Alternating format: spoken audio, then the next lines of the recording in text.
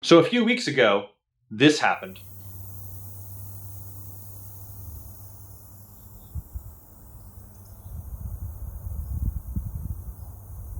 So kind of thought, well, maybe it's time to go ahead and buy some new tires and maybe it's time to go bigger. My old KO2s are 255/55 18s, and so I wanted to step up to 255/60 18s if possible. Aren't a lot of choices though. When I searched America's Tire as well as Tire Rack, not a lot of choices at all. Basically two, Hankook and also a Nito Terra Grappler AT. I decided to go for the Hankook. The main reason was really simple. The Hankook tire, these guys are Tripple-Mountain-Peak rated, so it'll be good for the snow this winter, and that's a big thing for me. But also, they're significantly cheaper, and they are, besides being a South Korean company, they are actually made in America. So pretty cool. Decided to go ahead and give them a try. But the one funny thing on Tire Rack's website is they have a whole video that compares the Hankook Dynapro AT2s as well as several other all-terrain tires. And they rated it relatively poorly in sound level, or at least average on sound level. That is the exact opposite of all the Hankook marketing material. Just the way like the tread pattern looks to me, it's a relatively tighter tread pattern than a lot of other AT tires. Also, all the user reviews say they're super quiet tires, and these are actually OEM tires on apparently the F-150, some vintage version of the Ford F-150. So I went ahead and decided to give it a shot, and I'm willing to essentially trade off a little bit of off-road traction, a little bit of off-road potential for a more pleasant long road trip tire. And that's what I'm kind of aiming for here, along with the larger tire, larger by 1 inch, so an extra ½ inch of tire radius, so I can go ahead and air the tire down more when I really want traction. I was always kind of nervous. My KO2s are only 29 inches. So airing them down, I'm really kind of compromising things. I never really wanted to do that very much. Whereas these guys, if I'm on the beach, if I'm on the trail, and I really want more traction, I'll air these things down and I'll feel a lot better about it.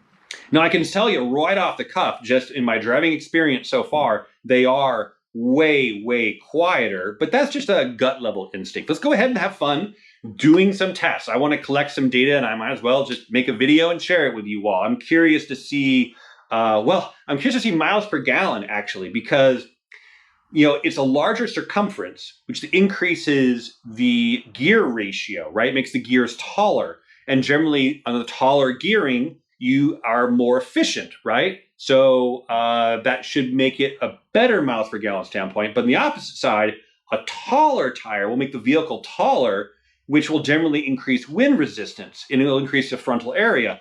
And so that would make your miles per gallon worse. As well as for fun, we'll do some dB level tests as well to check the sound rating.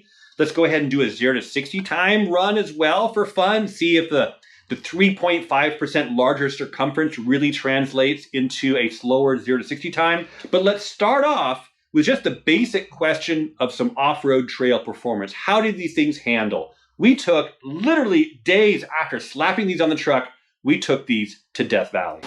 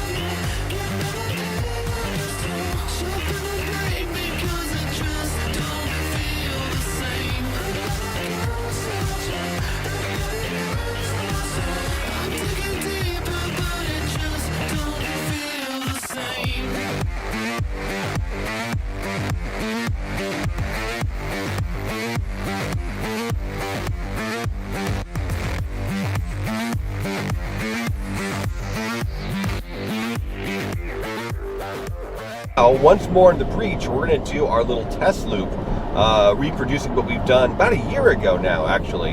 And so we're going off on about a 2.5 hour long drive to see the miles per gallon that we get out of these tires, and also the sound level out of the tires. So we have to do some correction for the larger diameter. The circumference is 3.5% larger. So essentially for every revolution, we're going 3.5% further. So you have to correct both the mileage, and I swear I've never seen any automotive journalist on YouTube do this correctly. You've got to correct with Google or whatever the distance you travel, also how fast you're going, because essentially at highway speeds now I am going 2 miles an hour faster than I would previously. So I have the cruise control set for 68 instead of 70. You've got to do that correction so you're not, if you go faster, there's more wind resistance, right? So you need to go ahead and correct both factors. We have done so, and let's see how the numbers prove out. 66 decibels at our first checkpoint. A lot of that noise is coming from the rooftop tent, and I kind of fear that we have more stuff bolted onto the side of it than we used to a year ago. So I kind of worry that might be messing up the sound levels. I don't recall what it was last time around, but anyway, 66 at our first checkpoint on this kind of grooved concrete, doing 68 miles an hour, 67 dB here on this relatively smooth, fresh asphalt on a slight uphill grade. I can hear the motor growling just a little bit. First sound check is actually in EV mode entirely, whereas this is with the motor on. Anyway, 67 dB. And 64 dB here at our third and final checkpoint.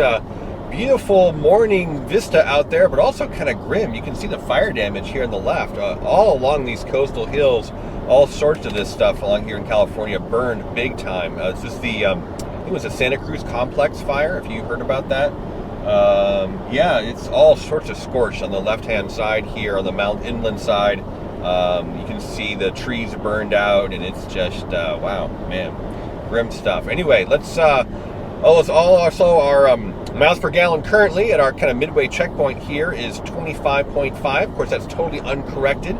Let's see how that actually plays out in the end. Let's get back to the barn. So here we go. This is the data from the video we did about a year ago comparing the efficiency of various different configurations. The far left one is the interesting one. That is with the rooftop tent installed and the load bars, of course, as well as the BF Goodrich AT2 tires. Now over here on the right is our run then with the Hankook Dynapro AT2s that are 1 inch larger diameter, 3.5% larger circumference. As we can see here, we adjusted our speed to try to match the previous runs, and it looks like we did a pretty good job. 2 hours, 14 minutes and 2 hours and 12 minutes. That's not bad. Distance is, of course, off substantially because the odometer is reading incorrectly. But fuel consumption, well, there you go. That's straight up. 4.7 gallons used compared to 4.5 gallons used. But ignore the miles per gallon number here because, again, that's not corrected for the correct distance. We need to pull up Excel for that. What we can see here is based on Google Maps, the actual distance was 119 miles. So therefore, the 4.5 gallons used for the 29-inch BF Goodrich AT2s was about 26.5 miles per gallon, whereas with the Dynapro AT2s in a 30-inch caliber, well, that is 4.7 gallons and therefore 25.3 miles per gallon, about a 1 miles per gallon difference, a decrease. So therefore, the increase in wind resistance by being taller was more of a factor than the better gearing, and also, honestly, the lighter tires as well, substantially lighter tires. We'll get to that in just a second. So there we go. There's the data. Essentially, we made our miles per gallon worse by about 1 mile per gallon.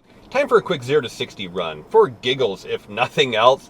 I just kind of want to see, how much have I ruined my vehicle's acceleration by the stuff I've done. But, there are actually some competing factors here, which is very unscientific. But again, just for giggles. So we have about 200 pounds of extra weight on right now between the rooftop tent and the spare tire in the back. Plus, of course, the wind resistance from the rooftop tent. Probably won't impact 0 to 60, but quarter mile, if I push it that far, it would definitely impact that.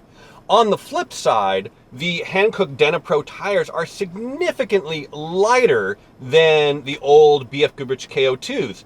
Check this out on how much lighter they really are. 73.6.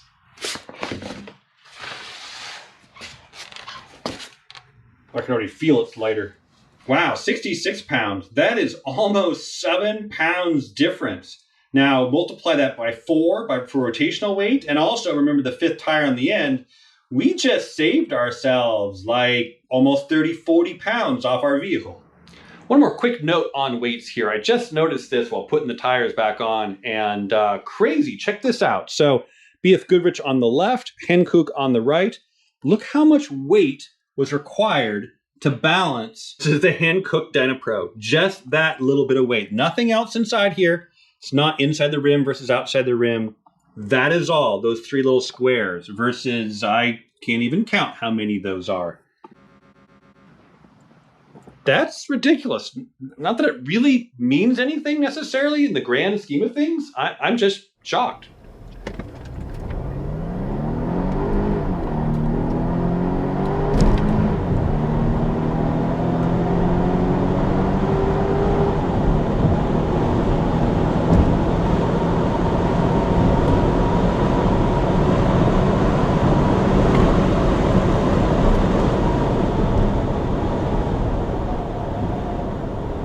Four-tenths is basically what we lost, with a whole lot of wheel spin down low, serious traction limitation problems coming from the front tires especially. But it's kind of interesting. If we look at the quarter-mile numbers and the 0 to 60 numbers, they're both off by roughly 4/10. And so besides but a smidgen extra, essentially by about the 5 to 6 second mark, we have already lost all the ground that we are going to lose. So a bunch of that was certainly wheel spin and traction issues. At the higher end, it seems like the acceleration had basically matched out, even though the black line here, again, has the Hankook Dynapro AT2 and the rooftop tent on top and the 5th tire weighing things down the back, but it has 30 pounds less rotational mass than the red line, which is the BF Goodrich AT2s, but only 4 of them. In that run from a year ago, I did not have the rooftop tent on, and I did not have the 5th tire on the trailer hitch on the back. So they kind of balanced out. It's kind of interesting. The acceleration from about the 5 second mark all the way out to the quarter mile at around the 14-ish mark was essentially similar, but essentially the same. So interesting.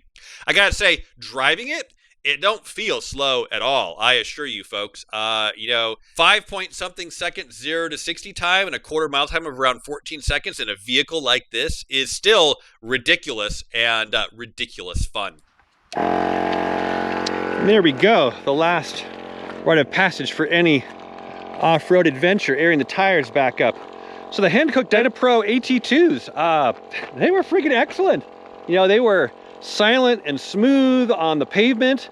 Sure, taller sidewall, softer sidewall, more rounded sidewall. You could kind of feel it lean in the corners. I mean, it was a little more boat-like cruising along, but silent and great for the highway cruising. And then off-road, again, the slightly more compliant sidewalls, taller sidewalls, much better over the washboards, over all the various bumps and things we were going over. And then when we aired the tires down and really, took the trails, they did fantastic. We were tumbling along a great kind of off-road trail up to, what was it? It was the Queen of Sheba mine in the heart of Death Valley. And the extra ground clearance was confidence-inspiring, lots of traction, no problems at all. It was fantastic. Actually, the day before yesterday, we had a huge sand trap to power through. And again, had the tires aired down to about 30 PSI and 30 PSI hot for what it's worth. Just turned on to ESC Sport mode and powered my way through it. Lots of traction, and that was freaking awesome. They've done fantastic. 2 thumbs up. Couldn't be more happy with them. And right now, for what it's worth, we are just finishing up here in, this is the Eureka Valley. This is the Eureka Dunes way down there. And this is Death Valley Road. This leads all the way into the northern part of Death Valley towards Crankshaft Crossing and then down to Scotty's Castle and Ubihibe Crater. And this way we are heading out right now is up to Big Pine and back home again. But that wraps up our little review of the Hankook Dynapro AT2s. Couldn't be happier with them. Thanks for watching. Take care.